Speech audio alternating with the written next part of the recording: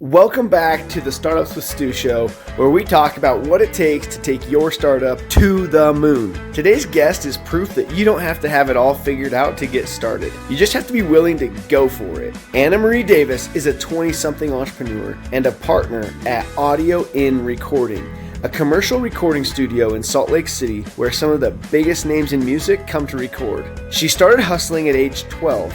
Showed up to an investor dinner with nothing but 2 shipping containers and a dream once, and she walked away with a mentor, a business partner, and ultimately 35% equity in a thriving studio.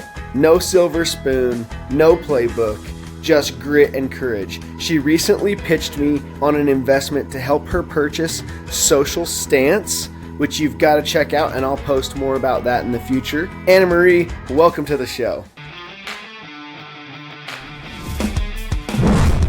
Startups with Stu is a podcast for anyone living or wanting to live the startup life, either as a founder or a team member. Your host, Stuart Draper, was a 9-time Inc. 5000 honoree before age 40. This show dives deep into the exhilarating world of entrepreneurship with guests that are seeking advice from Stu for their startup or business owners that want to share their entrepreneurial journey.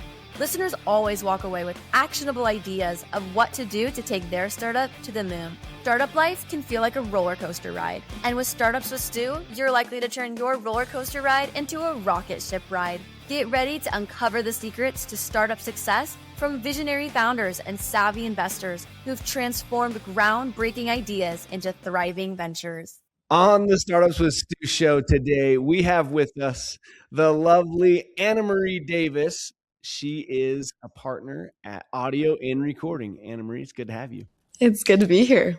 So AnnaMarie, you are a 20-something that has already figured out how to go and make money in the world of audio recording. Yeah, kind of. At least I think so. So I think that's a fun story. I think a lot of my listeners are probably younger, college age, or just aspiring entrepreneurs in general, and they go, how did they break into it, especially young? So that's a part of the story we're going to share today. On the Startups with Stu show, we talk about what it takes to take your startup to the moon. And some people, they've already moon landed 4 times. Heck, they went to Jupiter. Others are still in flight. And I'd say that's where AnnaMarie is. She's taken off. And it's going to be fun to hear her share her story. AnnaMarie, let's go back to like younger version of you, pre-business lady. Yeah. And talk about what it was like growing up. Yeah. So I grew up dancing. Like that was like my thing. I have 4 older brothers and we're all very competitive and like 1 older sister. And so growing up, I was always the youngest. So I always like kind of had to prove myself a little bit. But like we always were super active, go, go, go. My parents were awesome to support us in everything we did. And I never really thought about like entrepreneurship, but like looking back, my dad's always been like, you've always been an entrepreneur. And so just because I had to figure out little things to do, if that makes sense. So give me ideas or give me an example of little things to do that you did. So my dad growing up, like he was a farmer and he like made himself a lawyer. Like he like was awesome and kind of proved himself. But while I was young, he actually lost his job when I was like 8. But I was in a competitive dance studio that I loved. Like I just had a passion for dancing, and even like the owners of the studio had known us forever, and they were like so excited for. But dance is expensive, and Dad just lost his job. Yes. Yeah. Dance is very expensive. Like thousands every year. Yeah. And it was almost to the point that like my parents were like, we need to go to a different school so you can walk to school because they couldn't afford gas. Oh, okay. And I just remember not really understanding what that meant. I was like, I don't know what that means, not having money or having money either. Like my parents really never taught us, like when I was that young. Yeah. I didn't know what was happening. Sure. So I went to the studio. Like one of my best friends was like, just go ask if you can like teach dance or clean. By this point I was 12 and I had been dancing my whole life. And I went to the studio owner and I was like, hey, can I like teach dance? My dad just lost his job. We can't afford it.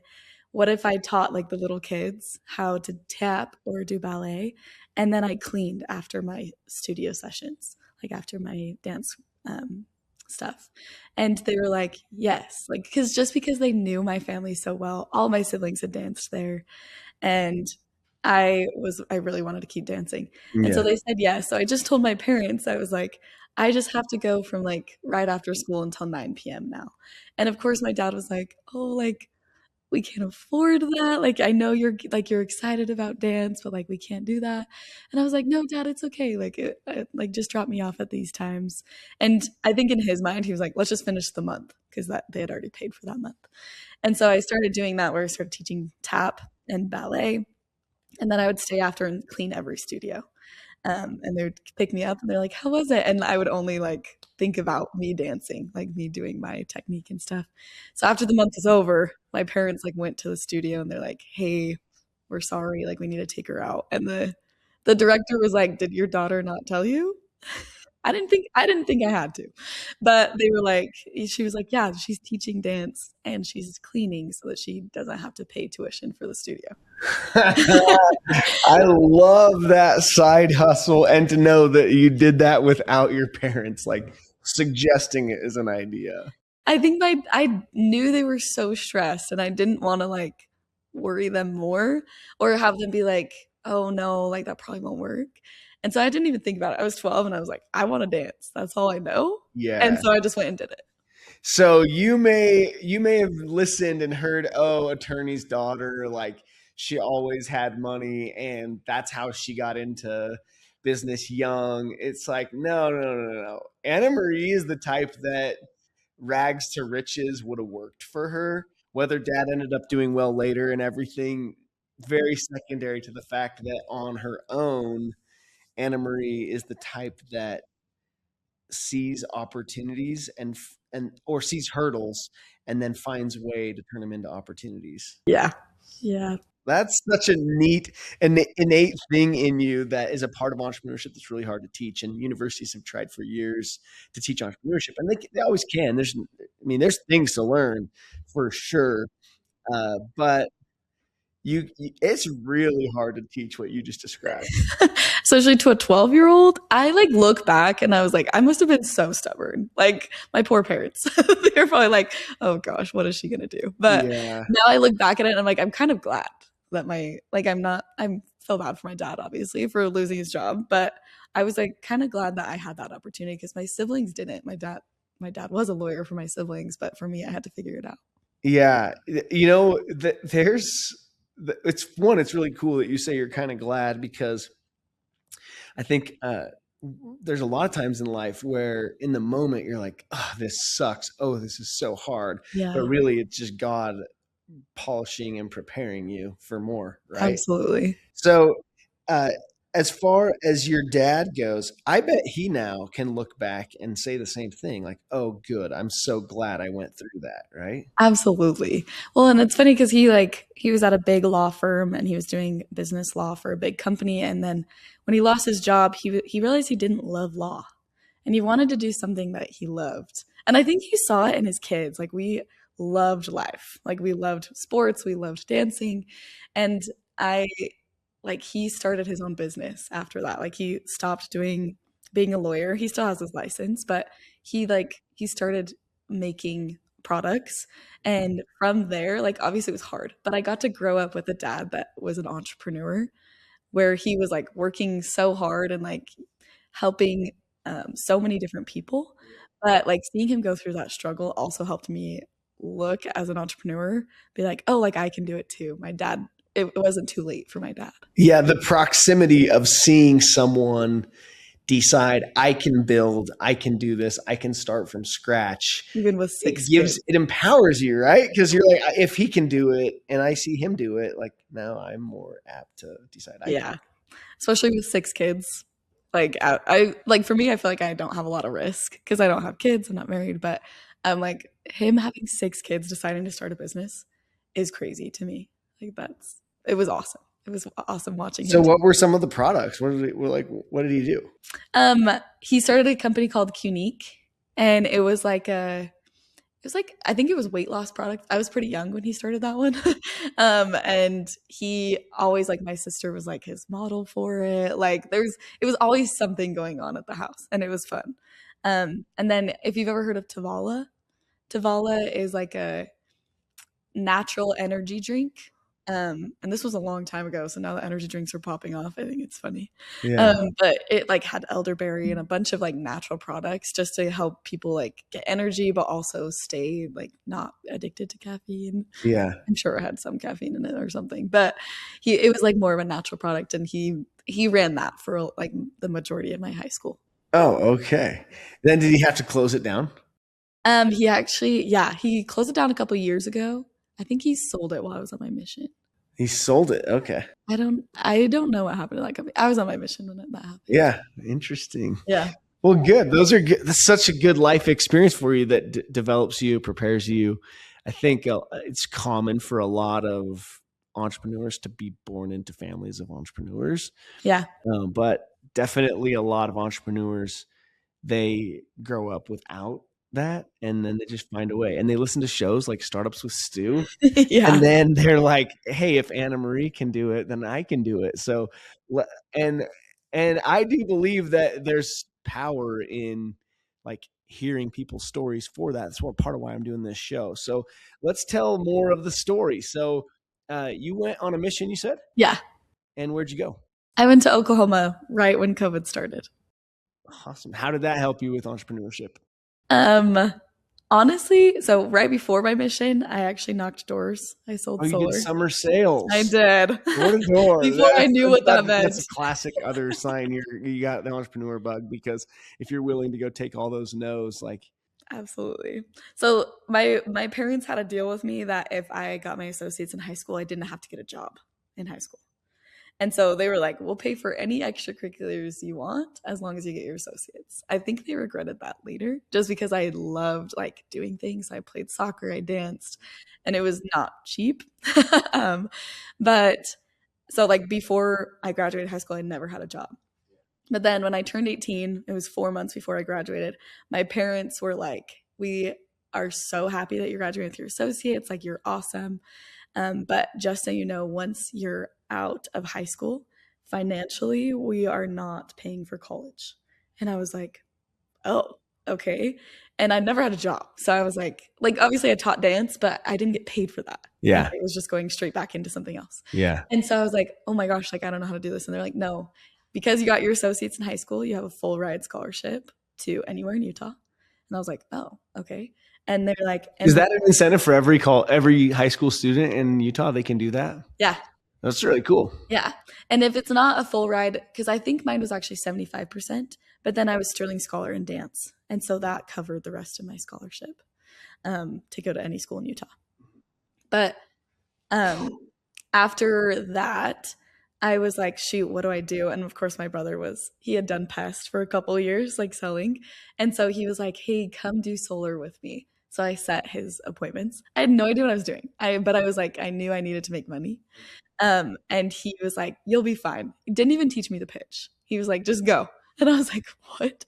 And so all I knew was that I was setting up appointments for my brother, and I needed to get their electricity bill. That's basically all I knew for like the first month. And so I would do it, and I would like just go with friends and go knock doors here in Utah. And they were like, I did really well. I didn't realize how much I was making. I just was like, I want to go have fun, and I'll go work just so that I can like pay for my mission. And it was so interesting. I look back and I'm like, oh, I wish I could go back to that ignorance, because I really just was like, it doesn't matter. This is my first job. It was almost like really exciting. And I still got to like dance and do whatever I wanted, because I knew all that money was going back to dance at BYU. Yeah. And so you're just knocking doors and saying, hey, if you're considering solar or would like to consider solar, I can set an appointment for you to to just, no, I'm not selling you anything really. You just got to take time. And you had the hustle and grind and lack of fear of being rejected. Yeah. Well, and I think I didn't even register that I was quote unquote getting rejected. I was like, no, this is something that you want. But a lot of people, because I was so young, I was 18. Yeah. They were like, oh, are you selling Girl Scout cookies? The neighbor girl next door kind of a thing. Yeah. And I like one time I remember knocking and I had 2 braids.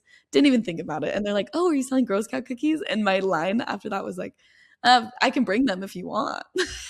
But what I do is set you up like with an appointment to just, if you're considering solar, you get Girl Scout cookies and a $25 gift card to Amazon. They're like, oh yeah, I'll meet with someone. And you bought a lot of cookies then. I did buy a lot. But I also awesome. was like low-key snacking on them while I was walking down the street. That's awesome. Yeah, those are good experiences that prepare you, right? So, okay, you come home from your mission and then what? You said you were into dance. Did you dance in college? I did. Yeah, I was on the contemporary team at BYU. And I didn't know what I wanted to do. With everyone's like, oh, what career do you want? I grew up thinking I wanted to be a nurse because that's what my sister and my mom were. And I remember senior year of high school, I got my CNA and I hated it. I was like, there's no way I'm doing that. I was like, I can't. And so I thought, going to wipe butts my whole life. Yeah. And I was like, I am not my family's pretty tall and I'm really short. And so I was like, I'm not tall enough. That was my excuse. I was like, I'm not tall enough to be a nurse. I can't lift people like that. And so I thought about doing dental hygiene. That's what I thought I wanted to do. But BYU didn't have dental hygiene and I wanted to dance at BYU. So I was like, well, looks like I'll figure it out when I get there. So I just started doing pre-business stuff. And all I wanted to do was dance and get married. So I was like, it doesn't matter what career I pick. I'll just get married and dance at BYU. And I was like, well, a couple years into BYU, I realized I was a danceaholic is what they called me. They're like, anyways, I didn't go on a ton of dates at BYU. So I was like, I got to pick a career, something to work towards. Actually, BYU was like, you have to declare a major. I was like, okay. So I just did business. I was like, I don't know what to do. And I was talking to one of my professors. He's like, you should do entrepreneurship. And I was like, no, I'm not an entrepreneur. And he was like, just try it. And so I took the famous BYU entrepreneurship class. And I was like, wait, this seems fun. I think I could do this. And that was my second semester at BYU. And I was like, wait, yeah, I should try this. Mm-hmm. And in that program at BYU, you get exposed to a lot of really successful entrepreneurs, right? You do. Who were some of the ones that you got to learn from? I met, there's quite a few, but the biggest one was the owner of Quick Clack Car Wash. Yeah. He's awesome. And there was a bunch that I was like, wait, these are amazing, ordinary people have done amazing things. I was like, huh. Because I got to help interview. So I TA'd the class afterwards and I helped interview a couple people. And it was so intriguing to me that they just went out and tried it. Mm-hmm. Yeah, they just gave it a shot. I had a recent recording. The episode will be live before yours. Todd Kuhn, founder of the Core Collab, he makes Pilates equipment. Oh, yeah. Does really well with it. And he said, I just decided to have a go. And I was like, have a go? What does that even mean? He goes, well, in Australia, we say have a go and give it a try. And I was like, yeah, I think so many aspiring entrepreneurs just never have a go. Yeah. They don't give themselves the time, space, and money that you need to ever give it a try. And then they miss out because they think that there's something extra special about the people that make it work. And it turns out they're mostly ordinary people that are willing to do extraordinary things, right? Absolutely. You just have to try it. I think they get scared. I have a lot of friends who have always been like, I want to start this, I want to do this. And they've never done it. And I don't know where mine came from, but I just remember one day just getting this urge and desire where I'm like, why not? I have nothing to lose. I'm still going to dance at BYU. I'm still going to do my thing. So why not try it? Yeah. I love the quote from John Wayne. He said, courage is being scared to death, but saddling up anyway. It is scary. Oh, absolutely. And, I think for most successful entrepreneurs, they find the courage to say, even though I'm scared, I'm still going to go give this a try. Yeah. And for you, how did you decide like, I can give this a try. This is scary, but I should do this. So I know that yours is a unique story because it's not the typical entrepreneurial journey of like, oh, I have this aha moment. I know what business I want to start. Or maybe you did. Tell us the journey of that. Yeah. So being a dancer at BYU, I was surrounded by very talented people. And at the time I had applied for, like, before I thought about entrepreneurship, I applied for the accounting program thinking that would be like a good mom job.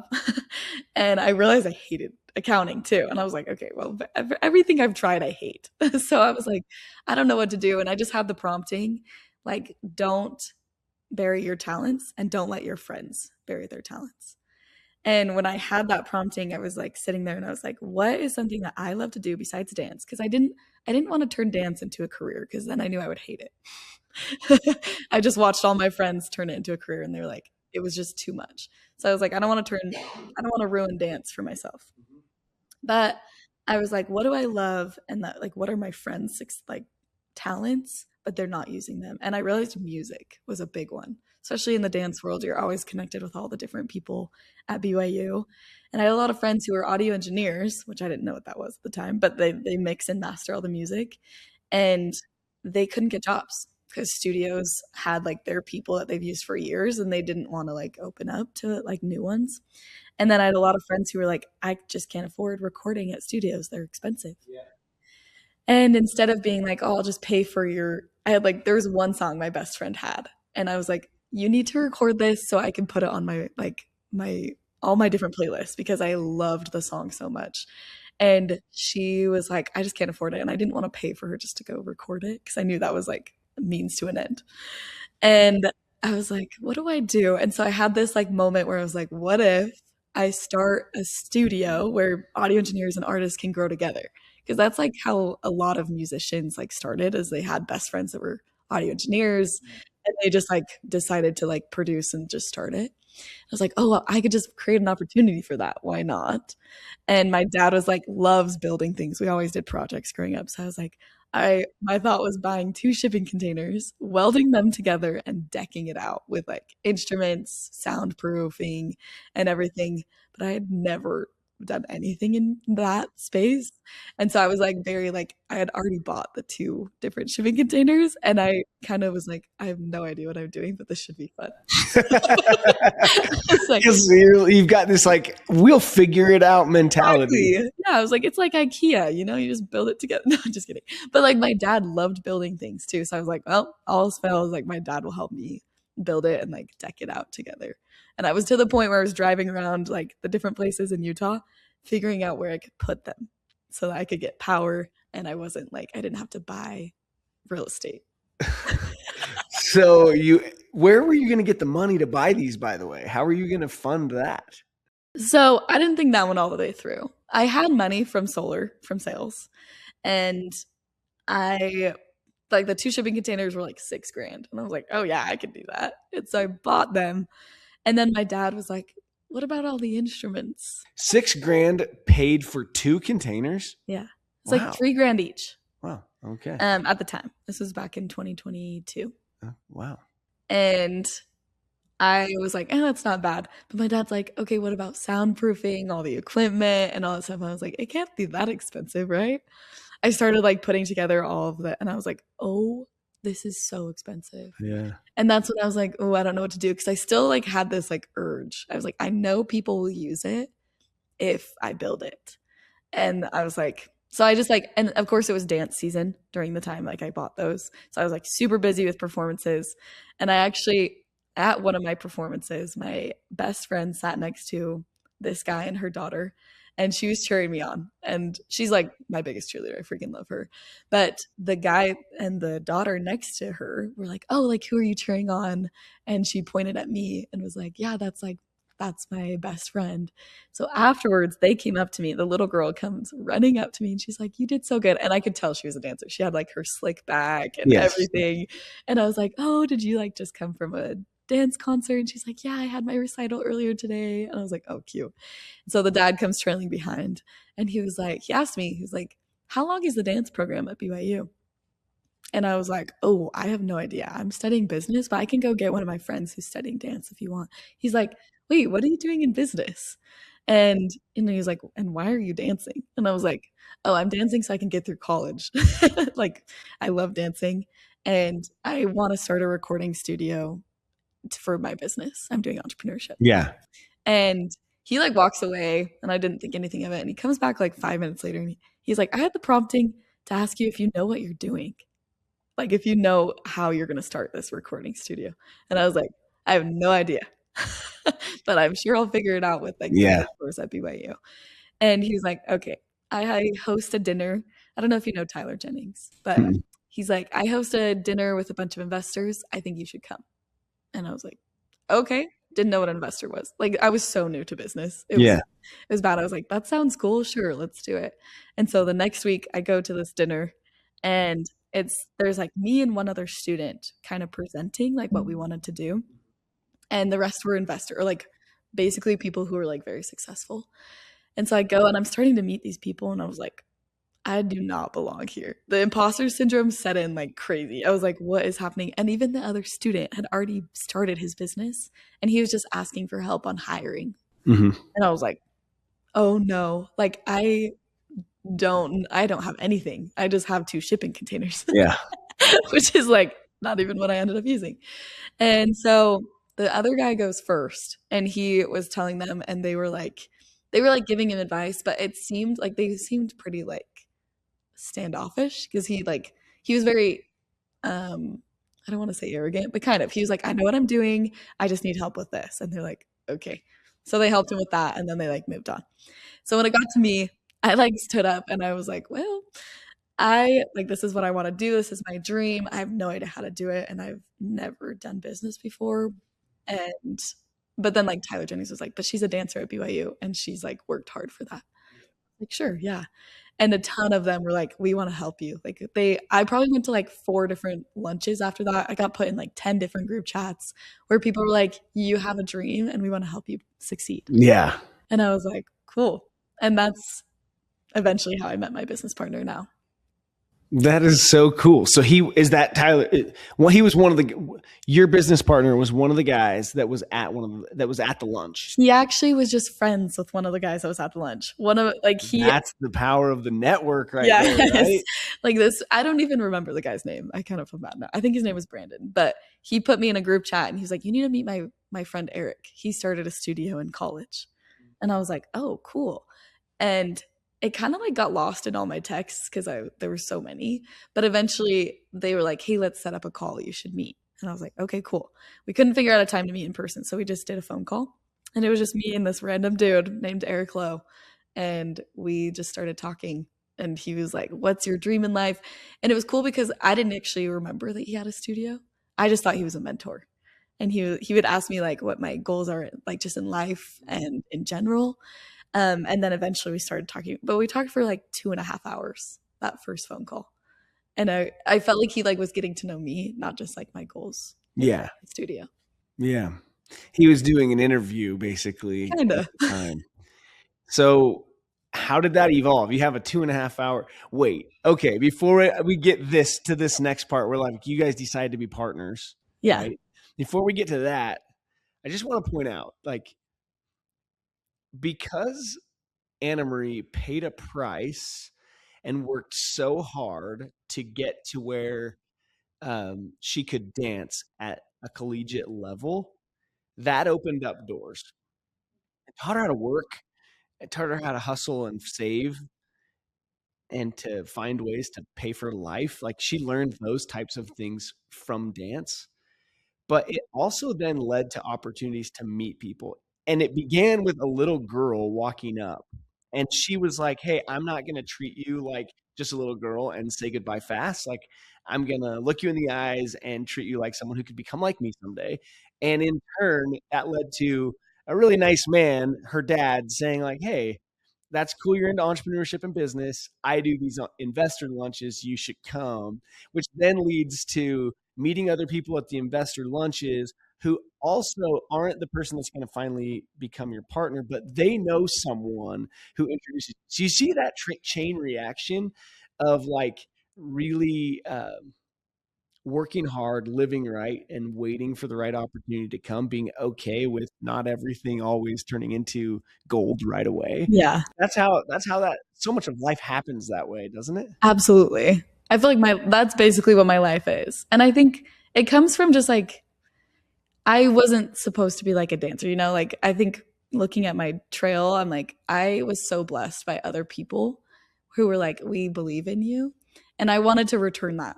Like I think that's a big thing that I think most people look over. They're like, "I just want money now." It's like, "No, like believe in people, have friends." Like cuz it wasn't if it wasn't was for my best friend who was like, "Yeah, that's the girl I'm cheering on." They wouldn't have come up to me. And so it's like treating everyone the same. Like people are people and people need love. People need to feel accepted and feel heard. I think that's where dance helped me, where I was like, I want to help other people. Like that little girl, I wanted to like instill in her, like, you can do this. Like, please go dance. Do not lose that dream. And even that's how I started my studio. I was like, I want you guys to live your dreams. Don't bury your talents. And then Yeah. that's where my opportunities have grown. So you found even though you don't necessarily have a deep passion, I'm guessing, for audio engineering yourself, and you don't have the musical talents to be the one needing to be recorded, or do you? I have recorded a couple things. Okay, so we gotta get some B-roll, then we'll include it in the show. But Yeah. like the passion, the deeper passion is business and building, but also like helping other people build their dreams, right? Yeah. Well, I got to live my dream of dancing at BYU, defying the odds. And I looked at that and I was like, I just wish other people would live their dreams. Like you find someone that's living their dream and they're so passionate and you just like get passionate for them because they're just passionate about life. And I love those people. And so I wish like more people would do that. Yes, helping other people always gives back. You call it karma, call it blessings from heaven, call it what you will. Like if you help others, there is reward for that. And I want to point something out as it relates to this help, the word help.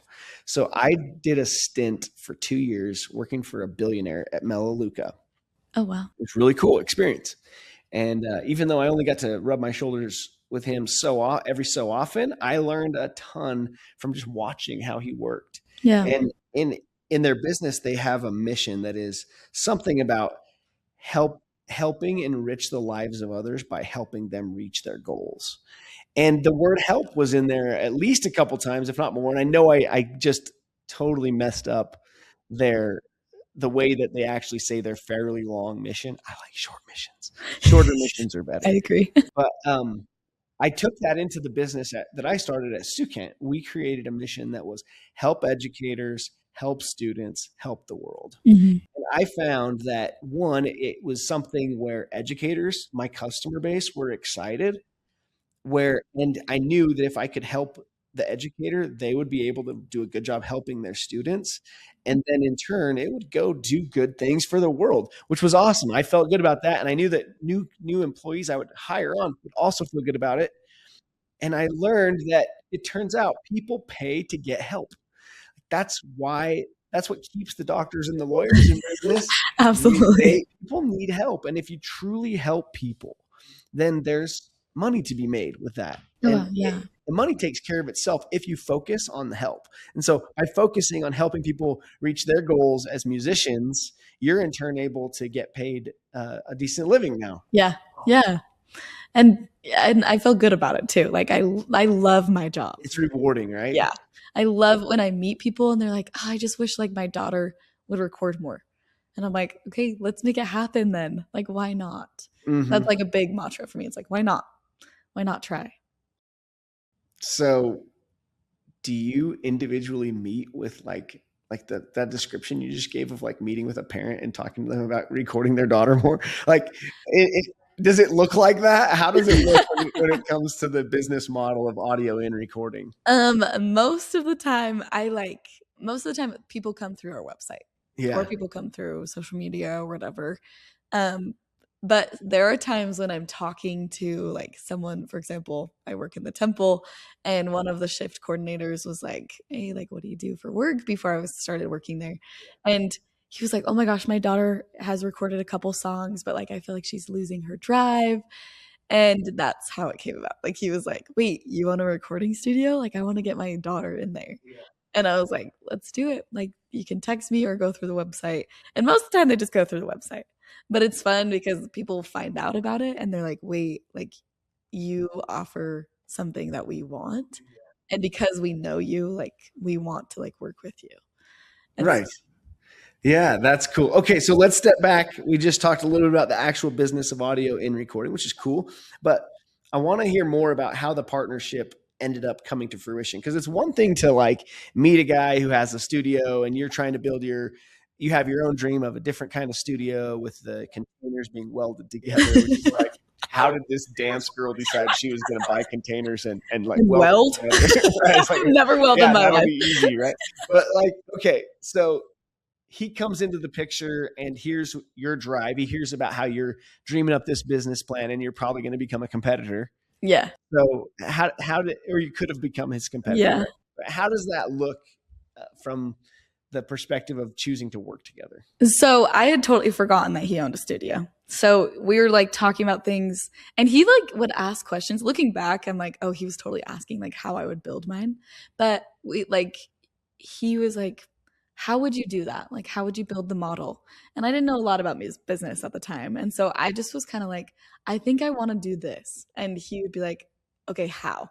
And he got me to the point where I was like always thinking about it, where I was like, okay, maybe like with social media, we can help partner people up. We can do like all these different things. Or just have like the studio be rented out to audio engineers. They can bring their own clients in. Like I was going through all these scenarios and not remembering. I thought he was just a business guy. And so maybe like the third or fourth call, we would like call once a week. Third or fourth call, he was like, you should come see my studio. And I legit like paused and I was like, you have a studio? I had totally forgotten. I didn't realize. And he was like, yeah, it's up in Salt Lake. You should come see it. And I was like, yeah, I would love to. So the first time I met him in person was at the studio. And I went up there and we started talking. And he was like, if you're serious about this, like send the shipping containers back and build the model here. Try it here. Because that way it's like you don't have to worry about paying for all the stuff. You can try it, see if it works, like right here. And then if it does, great. If it doesn't, then you know. And I was like, okay. And so I started like, it took like 3 months kind of like building, like trying things, getting people in the studio. And that's where I learned a lot about like audio engineering, about booking, scheduling. Because I was like, oh, I should just buy a software that does scheduling. But there's not really a good one for like music just because it's so customized. And so that's when I started vibe coding a website where I was like, oh, what if I like just had a website that they can book demos or like email us and we can help them do demos. And so it was like a long process. And eventually like have you partnered already when you're doing this? No. Or you're doing this just because you believe in showing up well for this guy who's been willing to show up for you and help you as a stranger even. It wasn't right? Even so it like he didn't take any of the profits of this. Like he was letting me basically rent out his space and try it on the space. Oh, okay. So okay, gotcha. And I again didn't know anything about business. So I didn't even think about like, oh, should we partner? And then one day we're on a call and he was like, do you want me to pay you? Like he basically was like, I want this like program at my studio. He's like, do you want me to like pay you hourly for this? How do you want to get paid? And me being stubborn and knowing very little about business, I was like, no, I want equity. And he was like, oh, okay. I think he was surprised because he's like, I didn't know you knew what equity was. Based on our conversations. Yeah. But like, luckily my dad was like, no, you should get equity. Like if you want to build this out, like let it be yours. And I was like, okay. And I didn't necessarily like, obviously I was like, yeah, I'd love to get paid for this. But I was like, I think equity in the long run would be a better game. And he was like, okay, let's do earned equity. And I was like, I didn't know what that was either, but I was like, yeah, that sounds good.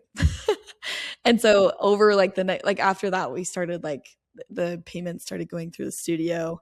And just from there, that's when our partnership really started and we started working a lot more together. So how did you guys structure the earn out of the equity? Luckily my dad helped with that. He like put up papers where like every couple years, I would earn more and more equity depending on certain benchmarks, which for me, that just reminded me of sales. I was like, okay, so if the studio makes 500 grand in the first year, like from this, then I get 5% equity. And like, I can't remember even now, like what they were, but I've ended up with 35% of equity because he kind of took a step back. He had his own business. He had a couple other businesses at the time. And he was like, I know this will work. I'm here to support whatever you need on the audio engineering side, because that's the part that I just didn't know how to do. Like all the plugins and all that stuff. I was like, I don't know how to do that. So he would do that. But like when it came to like the marketing and business side of it, he was like, you got it. I believe in you. And so, yeah. Wow. What a cool setup. Yeah. See, folks, I think a lot of people, they think that the only way to become an entrepreneur is to invent something. And, you know, in AnnaMarie's case, like she was trying to invent a better recording studio or another recording studio option via containers that are welded together for $6,000. But she also was willing to say, hey, I don't know everything. I want to learn from others. She meets this guy and he's willing to help her and teach her. Then he invites her to the studio, and like her invention was just like trying to figure out a way to get more people into his studio that she didn't have ownership in. And it led to an opportunity to partner up with someone who already had a studio, who already had an idea, an invention, you could call it, that was working, and he had a business. She made it better and made it so much better that he was willing, and he enjoyed working with you enough and trusted you enough that he was willing to let you come into the game and get equity in the business. And now, while you're not the majority, you don't have control, you're not the original founder, you're a business owner, right? And a lot of very successful entrepreneurs never come up with a single idea that's their own, and they never start any business, but they come in, add value young enough, early enough that they get some ownership in the business. And you have a lot of freedom and autonomy, right? Like he's not looking over your shoulder. You know why? Because you came and showed up in a way and added value in a way where he didn't need to worry about whether you were showing up at 8, leaving at 5. It was all about performance. Yeah. Right. And granted, this was when I was still dancing at BYU and I was going to BYU, and I just wanted to do this on the side. Like that's why I loved it, because I had that flexibility where I was like, I was so passionate about it. I would work on it like all the time, but I was also like still grinding out dancing and entrepreneurship management at BYU and just different things like that. So what are some of the things that have been most successful for you in the process of growing audio and recording? Oh, that's a good question. A better booking software that you ended up building yourself using Vibe Code. Is that right? Yeah, just through our website. So I vibe coded the website, and through that, I was able to like just take like a form, and they fill out a form, it sends it to me, and then I have like an AI or an intern like send an email immediately back asking them clarifying questions, because sometimes they're pretty vague in the form, and I'm like, okay, we need to like figure it out. But it's nice because it makes the customer feel like, oh, like they care. They want to know exactly what we want or what they want so that we can take care of them in the studio. And I think one of our biggest successes is, I know from personal experience, it's scary being in a studio recording for the first time. Yeah, that's like a nerve-wracking. Yeah. And so I started doing jam sessions once a month where I would just get a bunch of people, like random people that I would meet, and I'm like, hey, you should come to this jam session. And we had everything from like poetry to music to audiobooks, like different things like that, where people were just looking for a creative space. And so we created that like environment in our studio where they could find a guitarist that they need for like their band, or they could get advice on like what person they need for like the audiobook. Like if there's any voicers there, like they would be like, I really like your voice, can I hire you? And so it was just like a space where they could come in, practice their things, like sing all together. Like one time we didn't have anyone like prepared with something they needed. And so we just They were like, "Okay, what song do we want to sing?" And we had like a pianist, drummist, like there was a violinist in there. And I was like, I don't know how that's gonna work, but he actually did so good. Like he added, and we were all singing, like I think it was Don't Stop Believing from Dirty. And it was just like creating that environment where you feel comfortable. That's what has actually helped a lot, where people are like, "Oh, I get to come into the studio, jam out, and have a good experience." And then later when I'm in there recording, I feel a lot more comfortable. Yeah. You created a place where word of mouth could be fostered, right? And those things that you say, I'm doing this for free and I'm giving of time and energy, like without getting paid. A lot of people go, that's bad business. What they don't realize is that that's the best business because it leads to all the sales that follow from it. Oh yeah. So in your own businesses, as you're listening to this, I hope you're like not just going, oh, that's neat that worked for her, but you're immediately going, how could I do that with what I want to do with my business? There's different ways that you can have your quote unquote jam session. We like one time literally had people bring sourdough and jam to the jam session so they could like eat it outside the studio and have like, it was just like creating connections. And so that was like their quote unquote buy-in, like bring your favorite jam, or like like just having them come in, even like sacrificing their time as like students, or some of them were like big CEOs that just wanted to record one day. And it's fun, like just creating connections in that way. Yeah, that's cool. So with other ways to get outreach and get your name out there, I'm guessing that the search engine helps. Good reviews helps. Yeah. Yeah. Is that a large part of the sales?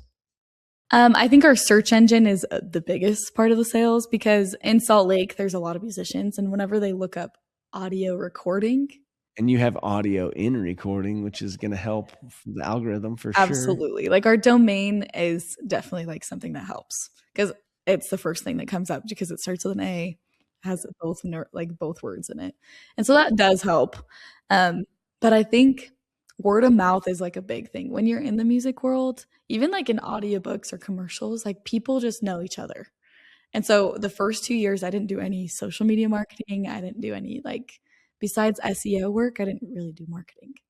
I built the website, and then word of mouth kind of took it. That was like the biggest thing. Yeah. But you've had your other things you've done to hustle and try to keep it growing. Absolutely. So what about like stopping in at the different music shops and letting them know like, hey, we're here? Do you do some of that stuff too? I did that right at the beginning. I went to schools. I went to the music schools all around, and I even emailed a bunch of there's online schools that do audio engineering, and I would email them. But I should have probably done this earlier, but I thought about just asking them hey, if you need people that need internships, let them come bring their friends and start working, getting experience. Yeah. Because that's the biggest problem with school with audio engineering and music is what experience do you have? Yeah. And do you have experience in a studio? And so I kind of just open the door for students to be come record, it's cheaper, bring your friends, learn how to use an analog meter, because most people, they just use digital in their studios, but ours is one of the only analogs. And so it helps them feel more comfortable when they go into other studios if they get jobs. We had an audio engineer come in from SLIC, Salt Lake Community College, and he now is in Juilliard, and he's I'm really glad I had opportunities to be in there with the analog meters, because I know that experience has helped me a ton. I was cool, awesome. There you go. But yeah, we would go into music shops. But oftentimes it was us buying instruments. Yeah. And it was hey, we need this. Or even I repainted the entire studio right when I got ownership, because I just didn't like the paint in it. And I didn't think to hire someone. I was I'll just paint it. I've painted all the time growing up. And a bunch of the people at the paint shops were what are you, why do you have so much paint? And I was oh, I'm painting my studio. And they're oh, a house studio? And I was no, it's a commercial recording studio. And they're huh? And so just having those opportunities to talk to people. Yeah. Not being scared to be this is what I'm doing. Yeah. People are very intrigued. Absolutely. Especially when they see that you look like you're still just getting started with college and you're boss lady. Yeah. So I'm surprised you didn't wear your sunglasses because your future's so bright. You got to wear shades. I love that saying. And I love it. it is really like refreshing to talk to someone with their head on so straight, so young, so sure of themselves and what they want to do in this world. Um, have you tried like getting signatures of the people that come through your studio? Do you guys have like a wall or a picture wall or anything like that? So for a little while, we had Polaroid camera where we would like be like, hey, take a picture, put it on the wall. Which with all the little bands, little artists, even like some of the commercial people, they're like, yeah, we love this. But we had a couple big artists come in, and They don't want their name they to don't, be used. yeah. And that's like the whole part of our studio is like they want to have it like there's like no windows in the studio. Obviously for sound, personally, like that's the reason there's no like windows. But also they don't like the big artists don't want to be seen in downtown Salt Lake, seeing like, oh, like Post Malone's at our studio. Like they like having the privacy. And so there was a bunch of people that were like, actually, do you mind taking our Polaroids off the wall? And it got to the point where I was like, no, it just looks like no one records here. So we took them down, and we have like signatures you can sign behind a mirror so that like only certain people who actually sign it know that there's been cool people there. But a lot of them are like, like we don't want that posted anywhere. So I can't use it for like social media or anything like that. But it's kind of fun. Like I see it as like building a family. It's like, oh, people have been here. Like this is like the other people that have been here. So it's cool when you come in, you can see that. But we don't have any like posts or anything about our big artists that have come in. Yeah. But it's a neat part of the business, right? Oh yeah. That's exciting and fun to go, oh my gosh, this person that gets millions of views on everything they post is just hanging out here at our studio today. Yep. Yeah. And sometimes I'm in there and I don't know them personally. I probably should. Like there was a person that came in that everyone knows, and I didn't realize that what his name was because it just said their name as the recording session, and it was their real name, not their artist name. And so I'm just talking to this dude who's very well known, and afterwards my business partner was like, how is meeting so and so? And I was like, when did I meet them? And he was like, you were just talking to them, because we have cameras. So he was like, you were just talking to them in the studio. And I was like, really? Which is kind of a blessing in disguise, obviously. But it was just like, it's so interesting to be like, oh yeah, I met them. And people are like, what the heck? How did you meet them? I'm like, but it's kind of fun because it's like more secretive. Yeah. They don't really post about that, but interesting. Yeah. That's cool. Okay, so what advice would you have for a college or high school student that is like aspiring to become an entrepreneur?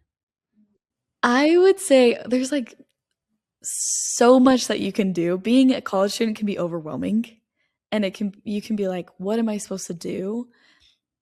Like go down the road until it says no, until it's a dead end. That's what I would say, because I didn't necessarily go into college being like, I'm going to start a recording studio.